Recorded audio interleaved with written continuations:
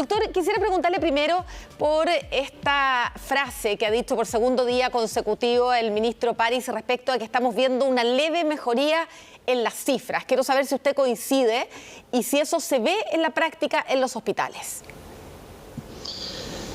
Bueno, efectivamente tenemos una leve mejoría en las cifras y que paralelamente se está viendo en algún grado un poco menor de presión sobre los servicios de urgencia, o viéndolo de otra forma.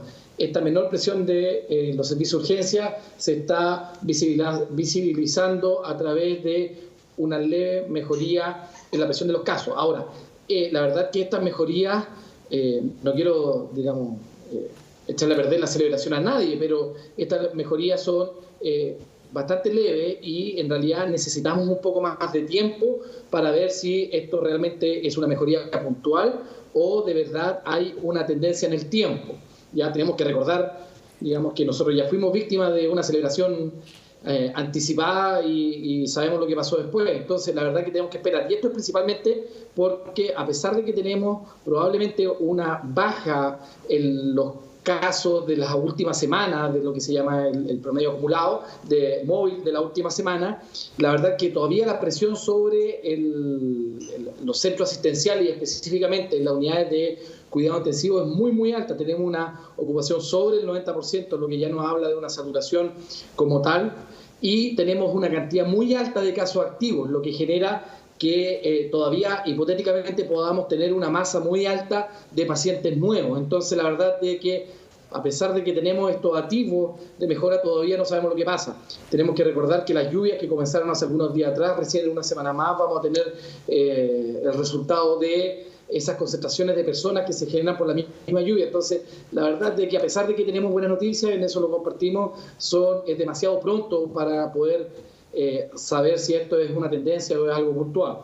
Ahora también hoy día el doctor París ha reconocido que sí hay cosas que se pudieron haber hecho mejor, falencias en lo que ha sido el manejo de la crisis en nuestro país, y apuntaba principalmente a la trazabilidad, a esto de poder identificar quiénes son los casos, quiénes son sus contactos cercanos y aislar a esas personas. ¿Ha visto usted algún cambio en la última semana, en las últimas medidas respecto a mejorar esto que entiendo, según los expertos, es clave para poder detener los contagios?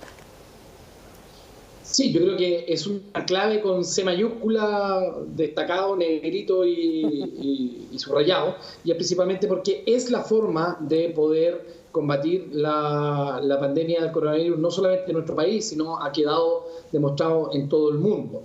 La verdad que cambios todavía como tales no hemos visto tanto. Lo que sí hemos visto señales y esperamos que estas señales se transformen finalmente en acciones concretas como un plan. Nosotros tuvimos una reunión hace un par de días con el ministro París, que fueron de equipos técnicos, los equipos técnicos del colegio, con los equipos técnicos del ministerio, y nosotros le planteamos un plan de trazabilidad nacional que incluye, digamos, la forma que la atención primaria puede actuar en esta forma y cómo coordinarse a nivel nacional para poder generar, ojo, necesitamos estadísticas que sean medibles. Esto quiere decir, en el fondo, cuántas personas ingresamos a trazabilidad, cuántas se nos quedan afuera, cuánto nos estamos demorando en ingresar a trazabilidad, cuántas personas se están demorando más de lo necesario en ingresar a trazabilidad, cuántas personas requieren o se están quedando fuera de los recintos de aislamiento. Entonces, son una serie de formas de trabajar y de medición. Tuvimos una súper buena recepción, pero esto fue hace 48 horas aproximadamente. Entonces, hemos tenido estas buenas señales que no teníamos con el ministro Mañalich, vale recordar y decir, pero que esperamos que la segunda parte, que sea la traducción en acciones concretas, se lleve a cabo cuanto antes. Doctor Bernucci, ¿hay alguna otra acción que usted recomendaría que le parece importante exigir y que no estemos llevando a cabo? Se lo pregunto porque primero se pidió la cuarentena total y prácticamente estamos en cuarentena total de la región metropolitana hace un mes y una semana y no se veía una disminución de las cifras. Recién en los últimos días hemos visto que cede levemente el nivel de los contagios. ¿Qué otras cosas nos están faltando? No hay una disminución de la movilidad, se habla de cerrar las ferias libres en los últimos días. ¿Qué más recomendaría usted hacer como cosas prácticas de ese tipo? Sí, a ver, yo quiero ahí ser bastante transparente y en realidad también invitar a la discusión pública que se haga transparente, porque en realidad usted decía recién en la nota anterior que 10 millones de chilenos van a entrar en cuarentena, pero si uno, digamos, abre la ventana o a nosotros que somos personas de salud nos toca transportarnos o ir al hospital, la verdad que nos vemos una cuarentena total en las calles y en realidad si uno se va a los números, mismo, ni siquiera lo vamos a decir como colegio público, sino la misma gente de espacio público, la movilidad laboral en Santiago disminuyó menos de un 40%, la movilidad total de Santiago disminuyó menos de un 30%, la movilidad en algunas zonas surorientales disminuyó menos de un 10%. Entonces, la verdad que aquí no nos sirve que haya un decreto firmado de que hay cuarentena. Acá no nos sirve que las autoridades nos vengan a repetir todos los días de que estamos en cuarentena, sino lo que nosotros necesitamos es que se llame cuarentena, se llame hibernación, se llame toque de queda total, se llame toque de queda sanitario, como usted quiera que se llame, necesitamos que la movilidad disminuya un menos de 30%. Y yo creo que ahí hay cosas que tenemos que sincerar también nosotros entre todos. Recién también veía la nota cuando estábamos esperando llegar al contacto que el ministro París decía que se habían hecho 8 millones de controles, se habían hecho 7 millones, digamos, de controles en otras zonas. Sin embargo, de ellos solamente 90.000 personas han sido cursadas con, digamos, faltas de que están violando la cuarentena. O sea, eso quiere decir que tenemos una gran masa de personas que está, en el fondo, pudiendo movilizarse a pesar de estar en cuarentena total y movilizándose de manera legal. Eso quiere... ¿Sí? Sí, y coincido con usted y para agregar un tema más. Claro, el problema no es de la persona porque la persona sale con permiso. El problema es la cantidad de permisos y a quiénes se les están entregando. Y ahí quería preguntarle respecto a toda esta polémica que se ha generado respecto a quiénes son las empresas esenciales. ¿A quiénes se les va a permitir seguir trabajando y a quienes no? Hubo una intención por parte de la subsecretaria de Prevención del Delito de hacer un listado, pero inmediatamente en el día de hoy el ministro de Economía le respondió que eso no se puede hacer. Y uno lo ve en el día a día, y yo se lo comento como experiencia personal, pero uno ve que el retail, las grandes tiendas están abiertas para vender cosas que pueden ser esenciales, pero también para vender cosas que no son nada esenciales, perfumes, maquillaje. Entonces, ¿cómo se hace esa división? ¿Qué cree usted que debió haberse hecho en este caso puntual respecto a las empresas esenciales? Aquí, Macarena, yo creo que si uno lograra como escindirse de la persona y mirar esta conversación de arriba, en realidad, como que de repente hay ciertas cosas que uno nos explica en el fondo cómo llegó esta discusión o a este punto de la discusión pública, porque si nos logramos retroceder hacia marzo, digamos, y cuando se estaban planteando las cuarentenas, parece que no había tanta extrañeza, digamos, de qué es lo que es esencial, porque para todo es esencial en el fondo que estén abiertas las cadenas de abastecimiento de alimentos. Ya estamos hablando en el fondo camiones, estamos hablando supermercados, estamos hablando de barrios. Para nadie es dudoso de que estén abiertos en el fondo el abastecimiento de fármacos y medicamentos, y eso estamos hablando de tanto la industria como también de la farmacia.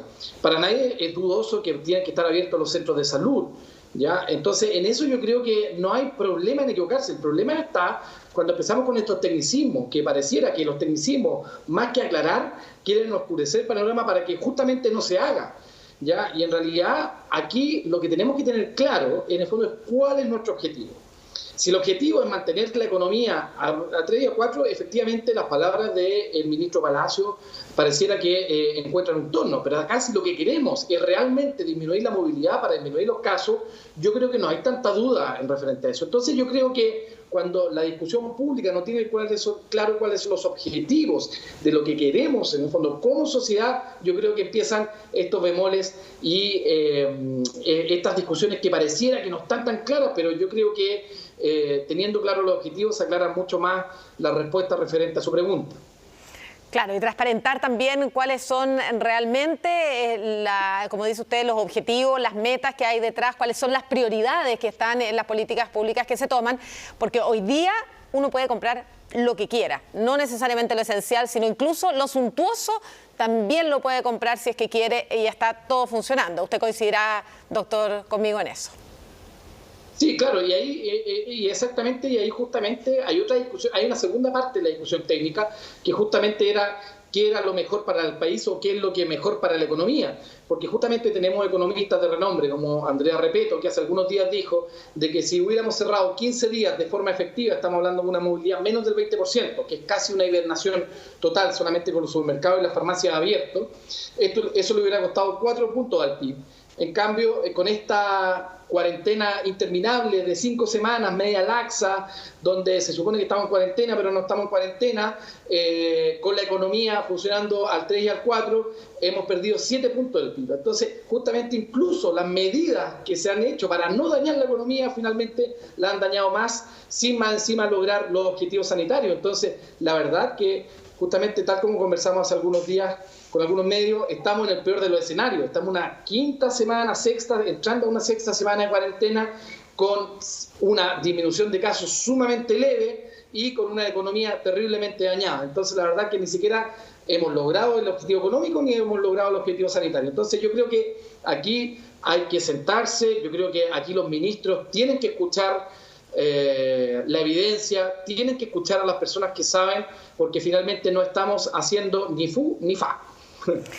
Doctor José Miguel Bernucci, secretario general del Colegio Médico, muchas gracias por esta conversación en la cual tan transparentemente nos ha dado su opinión respecto a esta crisis sanitaria terrible que estamos viviendo, pero además lo dramática de la crisis económica que también está afectando a tantos chilenos. Muchas gracias, que esté muy bien.